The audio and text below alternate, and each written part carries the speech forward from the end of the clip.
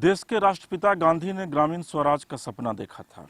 उस स्वराज को सरजमी पे उतारने के लिए पंचायती राज का गठन किया गया, लेकिन अफसोस कि आज भी गांधी का ख्वाब अधूरा है। नमस्कार, मैं एसके राजीव, समाचार प्लस की खास पेशकश मुखिया जी जिंदाबाद में आपका स्वागत है। और इस वक्त हम मौजूद हैं भोजपुर के तरारी प्रखंड के मुआप खुर्द पंचायत में। यहाँ से विकास कुमार सिंह उर्फ गुड्डू यादव इस बार मुखिया के रूप में चुनाव लड़ रहे हैं, अपनी किस्मत को आजमा रहे हैं।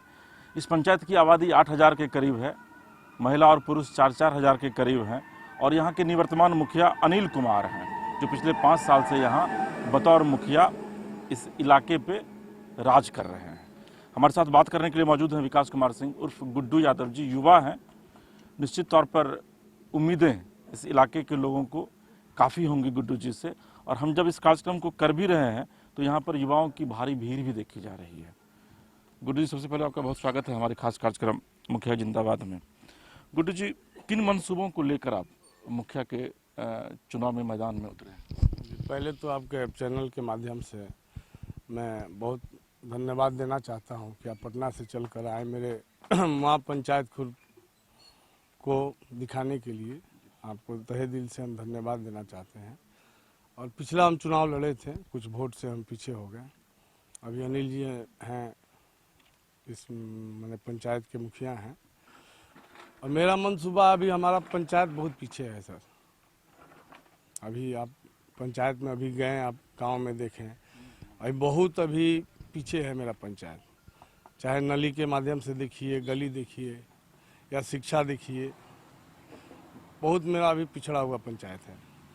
तो मेरा एक ही उद्देश्य रहेगा कि पहला तो कि मैं इस पंचायत को शिक्षित और शौचालय मुक्त। आज भी मेरे पंचायत में ऐसे गांव हैं जो आके रोड पर जाइएगा चलने लायक नहीं है। तो मैं मुखिया बन के पहला काम करूंगा कि अपने पंचायत का शौचालय मुक्त कराऊंगा। और स्वास्थ्य के लिए अपने पंचायत के लिए एक अच्छा अस्पताल का मतलब मांग रखूंगा। आज भी यहाँ लोग हैं कि साधन के चलते एम्बुलेंस समय पर नहीं आ पाती है, इसके चलते बहुत लोग बीमार होकर मर जाते हैं।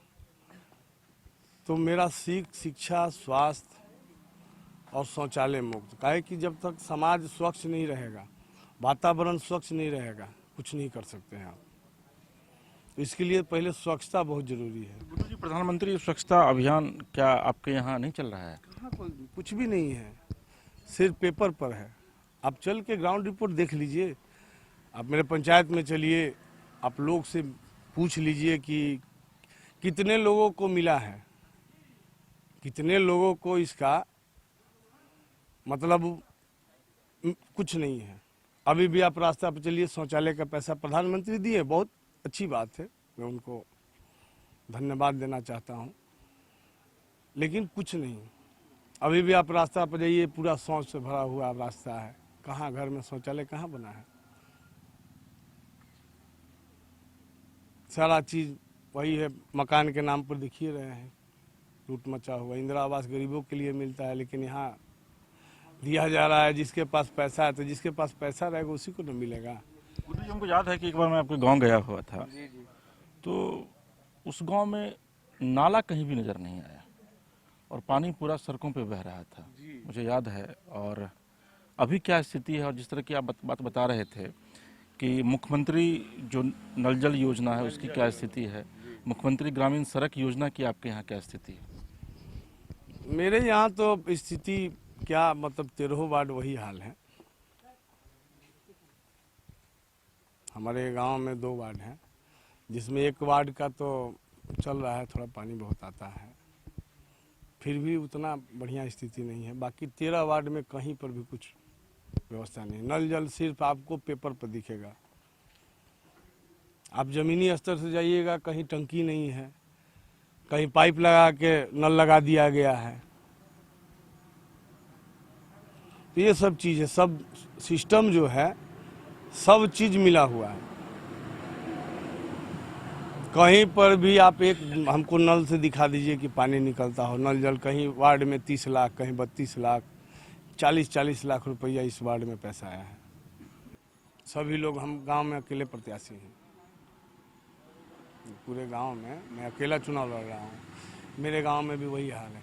कच्ची सड़क आपको मिलेगी, टूटी हुई नाली मिलेगी, चलने लायक रास्ता नहीं मिलेगा आपको। तो मैं गया हुआ था। तो अभी भी वही स्थिति है। ये नहीं कि अब स्विट्जरलैंड हो गया है, अभी भी वही स्थिति है। और हम प्रयास करते हैं कि अगर मुझे मौका मिलता है तो स्थिति तो जरूर कुछ सुधार दूंगा सर। ये मेरा वादा है कि बहुत कुछ तो नहीं, बट कुछ ऐसा हो जाएगा कि लोग नहीं कहेंगे कि नहीं इसने चोरी किया। अगर उस गांव में या इस पंचायत में जितना पैसा सरकार का पैसा आता है, अगर ये लोग ईमानदारी से कार्य करते तो ये नौबत नहीं आती। जितना पैसा नीतीश कुमार 7 निश्चय उन्होंने तो बहुत अच्छा चलाएं कि मेरा गांव का विकास हुआ। गांव का विकास होगा तभी इस देश का विकास होगा। शहर विकास होने से कुछ नहीं होगा। जब तक से गांव विकास नहीं होगा, शहर और इस देश का कुछ नहीं हो सकता है। तो नीतीश जी ने तो बहुत अच्छा डाला कि 7 निश्चय में देखिए आज बिजली हर एक घर में, सब लोग आज मोबाइल रखे हुए हैं घर में। अमेरिका अफगानिस्तान में बम गिर रहा है, सेकंड भर में यहाँ बता देगा, एक बच्चा देगा। किनका देन है? नीतीश जी का।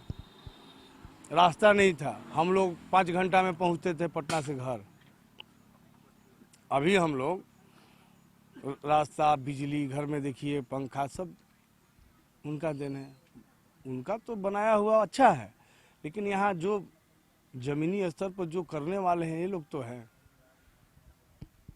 हम यहाँ रुकेंगे एक छोटे से ब्रेक के लिए, और ब्रेक के उस पार जब हम लौटेंगे तो हम विकास कुमार सिंह उर्फ गुड्डू जी से यह समझने की कोशिश करेंगे कि अगर ये चुनाव जीत करके आते हैं तो जनता के लिए ये कुछ खास क्या करेंगे, इनके पास कुछ खास प्लानिंग क्या है जनता के लिए। आप बने रहिए हमारे साथ, देखते रहिए समाचार प्लस।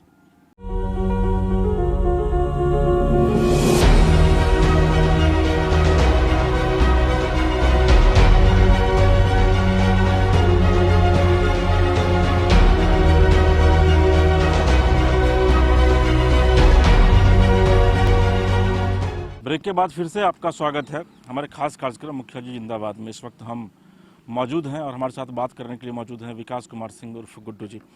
गुड्डू जी युवा हैं, लिहाजा युवाओं की एक बड़ी फौज लेकर साथ चल रहे हैं। गुड्डू जी, युवाओं के लिए क्या कुछ खास प्लानिंग है, क्योंकि युवाओं की एक बड़ी टीम आपके साथ है?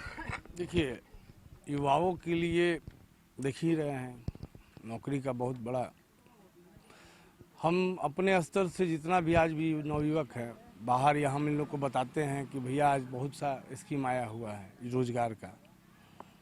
यहाँ से बगल में बाजार है, आप वहाँ रूम लीजिए, बैंक से कर्ज देती है, ऋण देती है आपको रोजगार करने के लिए।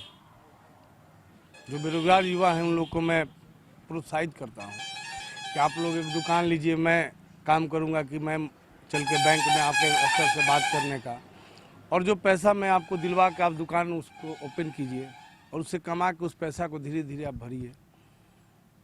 उससे क्या होगा कि आपको रोजगार भी हो गया और आप घर में माँ बाप के लिए दवा, दूध, जो भी कमी है वो भी पूरा कीजिएगा। मुझे एक बड़ा सवाल है शिक्षा को लेकर के। गाँवों में विद्यालय तो हैं, बच्चे मिड डे मील के लिए जाते हैं स्कूल, ये आपको भी पता है बेहतर तरीके से। बच्चों को लेकर या बच्चों की शिक्षा को लेकर क्या कुछ प्लानिंग है आपके पास? मेरे पास बहुत अच्छी प्लानिंग है। अभी तक मैं कभी नहीं देखा कि कोई प्रतिनिधि जाकर स्कूल का कभी जायजा लिया। गांव में मिड डे मील सरकार तो दे रही है, अंडा दीजिए, फ्रूट दीजिए, या जो भी क्या मिलता है सभी लोग जानते हैं। पढ़ाई के नाम पर कभी मैडम 12 बजे आ रही हैं, कोई 2 बजे आ रहा है। मेरे मुखिया बनने से मैं अपने स्कूल का, जितने पंचायत का स्कूल है, सबसे पहले तो उसको दुरुस्त करूंगा। देखिए, मैं चोर रहूंगा तो हमको किसी के सामने बोलने में डर लगेगा। जब मैं खुद अपने आप सही रहूंगा तो मुझे किसी के पास बोलने में डर नहीं लगेगा। तो जब तक से गांव का, आज भी हमको, राजीव सर आपको एक बात बता रहा हूँ, हम लोग का जो बचपन में पढ़े हैं पोथी, जो यर अल्लाह आज तक भी ब्रेन में हम लोग का, तो कहा होता कि जब स्कूलिंग, जब हम शुरू से ही मेरा सही नहीं रहेगा तो कितनों हम जाके अमेरिका क्यों ना चल जाऊं, अच्छा यूनिवर्सिटी में क्यों ना पढ़ लूं, आज भी हम लोग को याद होगा कि जब हम लोग प्रथम बार स्कूल जाते थे, उस चीज़ को जो पढ़े हैं आज भी हम लोग के यहाँ छपा हुआ है। यस या नो? तो ये तो हमको पहले गांव का शिक्षा स्तर तो टाइट करना पड़ेगा। और गांव कहते हैं मेरा भारत कृषि प्रधान देश है, किसान यहाँ बढ़े हुए हैं, हर एक चीज़ में बिचौलिए घुसे पड़े हुए हैं। किसान सब जगह से किसान इतना कोई नहीं। तो शिक्षा हम जितना समय हम भी पटना भी रहते हैं, गांव में भी व्यतीत करते हैं, हम नहीं देखे हैं कि मिड डे मील सही ढंग से बच्चे लोग को मिलता है या पढ़ाई में सही ढंग से होता है। बहुत कमी है सर। गुरु जी, एक बड़ा महत्वपूर्ण सवाल है। सवाल यह है कि अगर आप चुनाव जीतते हैं तो एक ऐसा वादा कीजिए जो आप चुनाव जीतने के तुरंत बाद पूरा करेंगे।